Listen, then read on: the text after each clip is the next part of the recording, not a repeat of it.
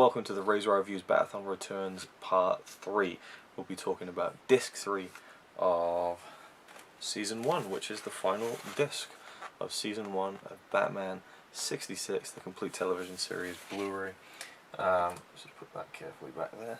And yeah, let's crack on with the episodes before we get to the overall thoughts of Season 1 from me. So we have episode 25 and 26. The Joker trumps an ace, and Batman sets the pace.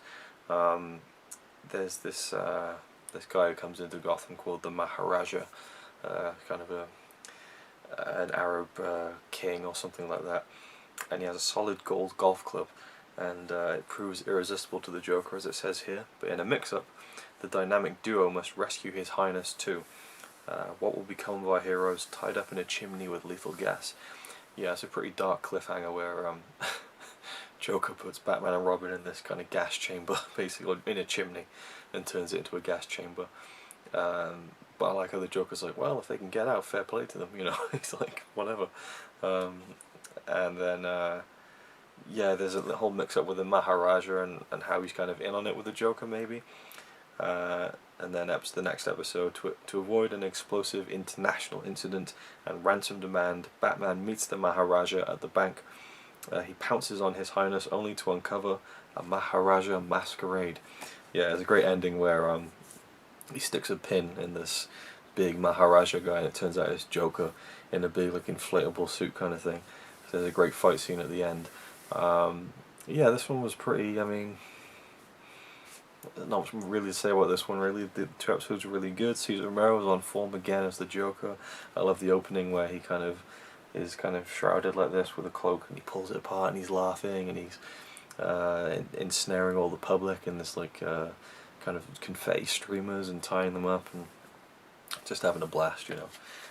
Episode 27 and 28, we have the Curse of Tut and the Pharaohs in a Rut, and this introduces the villain of King Tut, played by it doesn't say, Victor Bruno, I don't know, but he's really good as King Tut.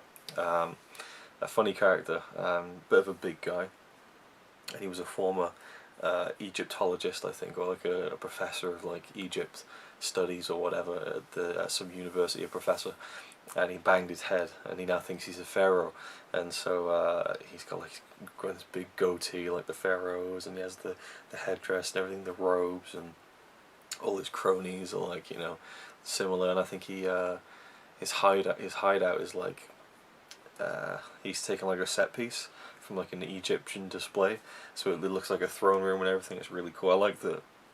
Excuse me, he didn't just randomly have a throne room that he made out of nothing. They referenced that it was some kind of set piece that he stole or something like that. I like that little detail.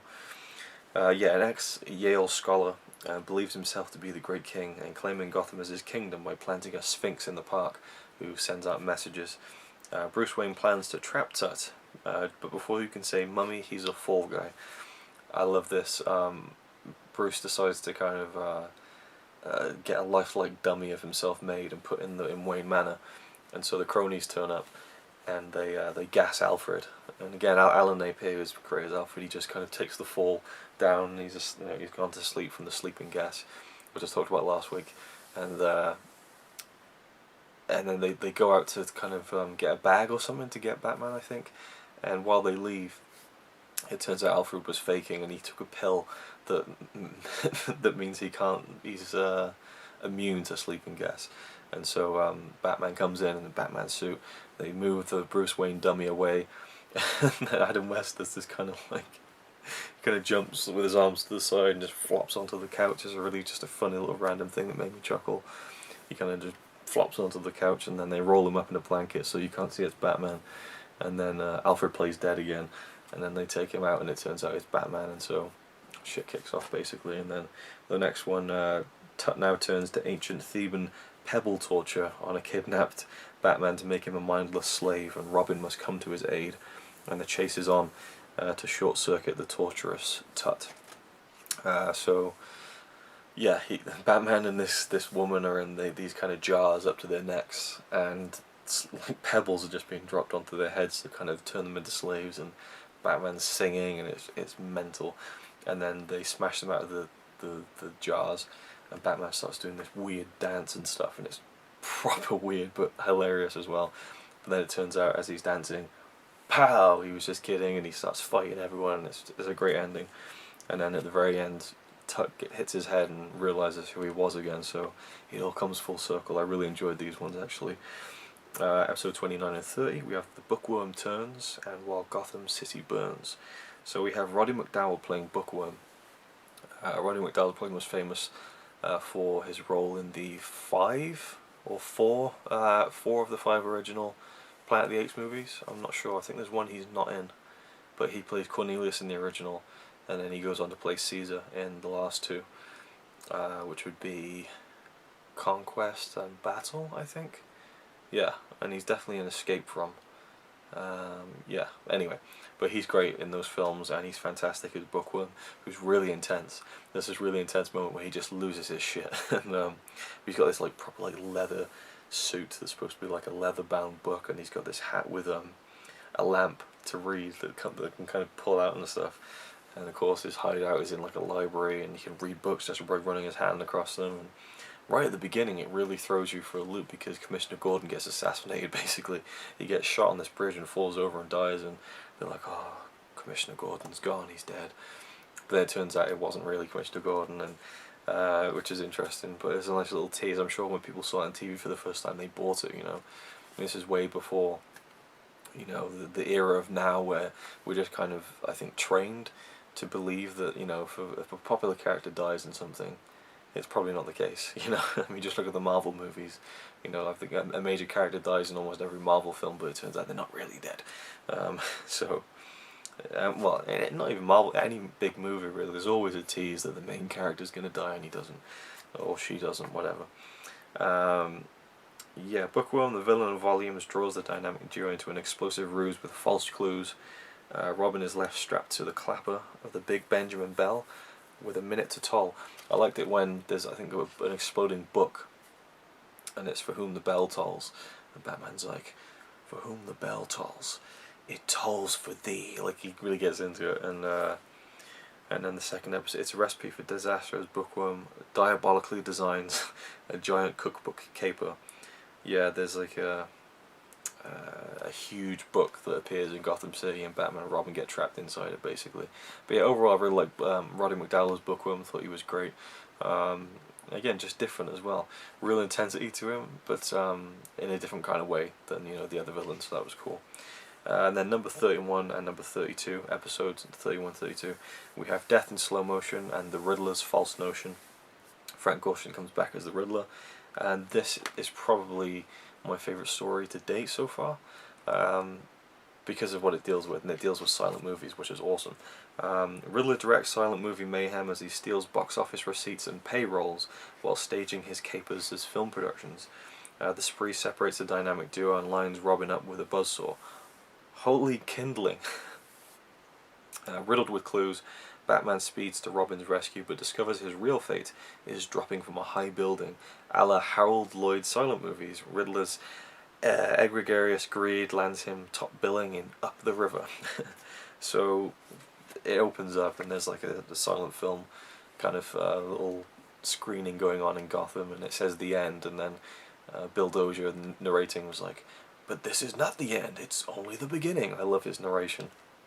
And then Riddler comes out dressed as Charlie Chaplin in the theatre foyer, basically. He's got the mustache and the cane, he does the kind of the mustache twitch and stuff, and all the while he's entertaining the moviegoers. He goes into this room, just steals a load of stuff. So then he gets a film camera, and he sets up stuff for Batman and Robin, and he films them basically, and puts them in this little movie, and then he cuts it together, and he's watching it and just laughing himself silly. It's awesome.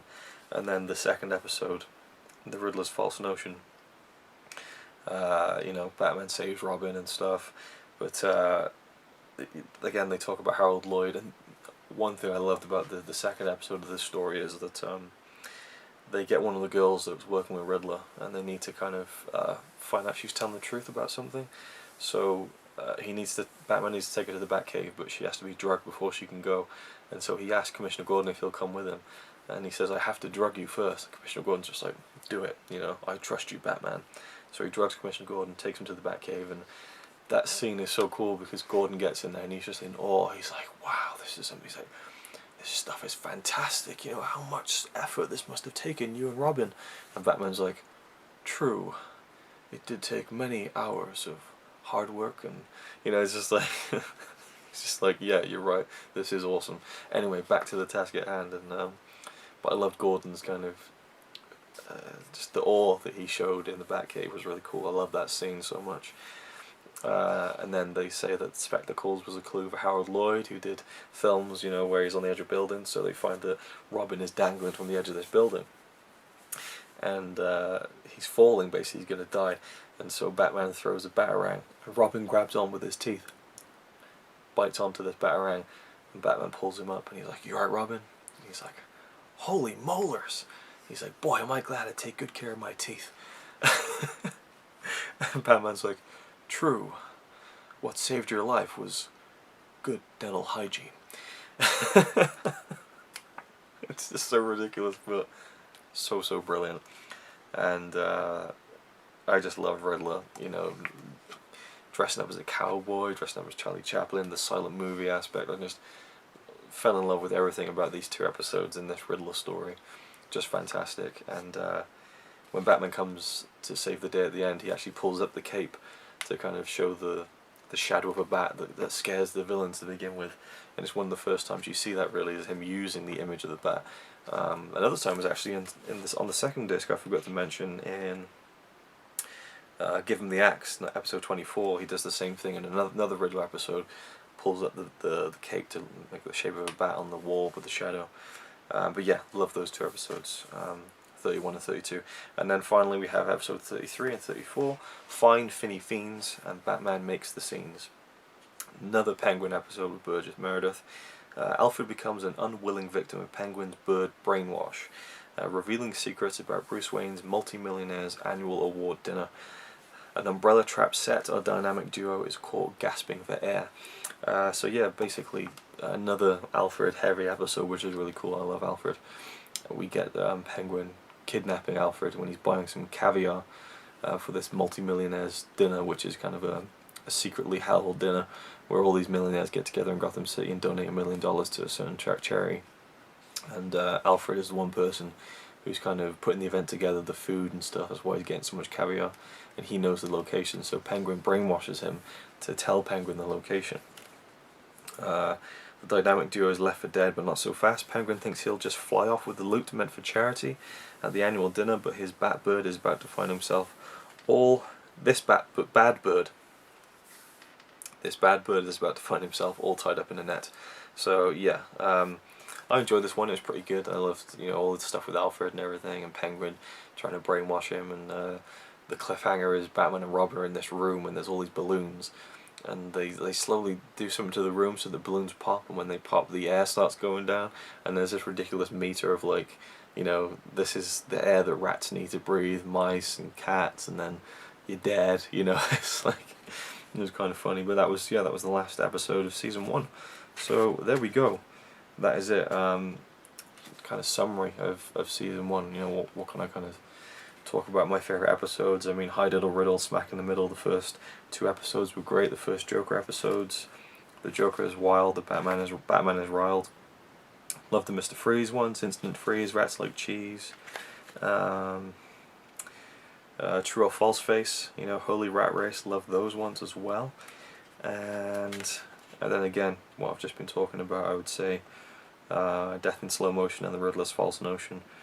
Yeah, so probably the two Riddler, the Riddler episode at the end of the series, the Riddler episodes at the beginning, the Mr. Freeze episodes, and False Face episodes, I'd say are my favourites of the bunch of season 1 so far. So yeah, that's it. And we're going to take a break now from Batman, the TV series. We're going to have a few different episodes over the next few weeks, and then we'll come back to season 2. But yeah, absolutely love season 1. Brilliant digipack and stuff. Still got disc 3 in. I'm sure there's much more I could talk about, but that'll be it for now, I think. Well, no, I'll tell you what, seeing as there was that episode with Commissioner Gordon being like all in awe and stuff of the Batcave, we'll talk about, oh, I forget his name now. Oh, who plays him? Who plays Commissioner Gordon? That is the question. It's on the tip of my tongue. It really is on the tip of my tongue. I wish it was in the back here somewhere. There was a cast listing or something. I might go and check on the computer and then just edit this because, oh, there's Stafford Rep or something. That's Chief O'Hara. Alan Napier is Alfred. Commissioner Gordon is played by, I really don't know. I'm going to go check. Okay, the actor who plays Commissioner Gordon in the Batman 66 series is Neil Hamilton. And I just had a quick look on his Wikipedia page. He had a hell of a career. I mean, he was working in films from the 20s, you know, the silent era. He was in The Great Gatsby in the 20s, and just had a very steady film career anyway up to the 70s. So cool to see that. But the thing I love about Commissioner Gordon is his seriousness. You know, there's no sense of, I mean, it's the same with Batman really, and Robin, and almost all the characters really, but I mean, he plays it so straight, you know. And I've read that Adam West found it difficult working with him because he took it so seriously, like a dramatic role, and he wouldn't want to mess up his lines, things like that, and would get kind of, I think, a bit testy when people did. So he really took the job seriously, and I think that's what makes Commissioner Gordon work. He has such a love and admiration for Batman. And you've got to kind of overlook the fact that, you know, Commissioner Gordon just always turns to Batman when shit goes wrong. He never really tries to sort it out himself. But there's something kind of endearing about his character, I think. Yeah, and I love the awe that he had in the Batcave and stuff like that. And again, his admiration for Batman. And yeah, I'm a big fan of his character in this. Still, I'd say that my favourite Commissioner Gordon would be Gary Oldman in the Dark Knight films. Or even Bryan Cranston when he played him in, do I have it up there? Year One, the animated film. I think Bryan Cranston did an amazing job voicing Commissioner Gordon in that one. But yeah, I do love Neil Hamilton's take on the character. Obviously it's all there to service Batman, but it's cool when he gets involved in an episode, and more involved than usual I should say, and gets to do a bit more stuff. And yeah, I think he's great. So that's it for Season 1 of Batman 66. I hope you've enjoyed the review so far. So we're going to take a couple of weeks break from this. We're going to have a few different episodes, parts over the next few Mondays. So it'll be a break from Batman 66.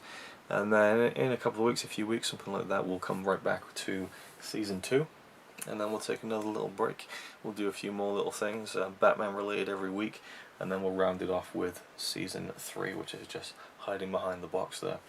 And then we'll kind of round off the whole Blu-ray review for Batman 66 and see where we are with the Bat-a-thon. I haven't fully planned out everything yet, so I'm going to just roll with it. But yeah, I've been loving it so far. I've loved talking about it, so I hope you've enjoyed hearing me yap on about it. And I'll see you next week for more Batman stuff, for more Batman reviews, whatever it turns out to be. I haven't even decided yet, but rest assured, you'll get your fix of the Bat-a-thon Returns next week. Same bat time, same bat channel. See you then.